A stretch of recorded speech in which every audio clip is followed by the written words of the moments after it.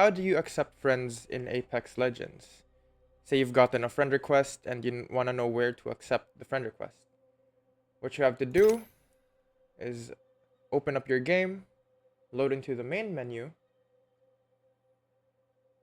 and after loading into the main menu, navigate up here to the top left corner here. You can see this tab right here. You can press F2 or you can click this button right here and then it will take you to your friends list.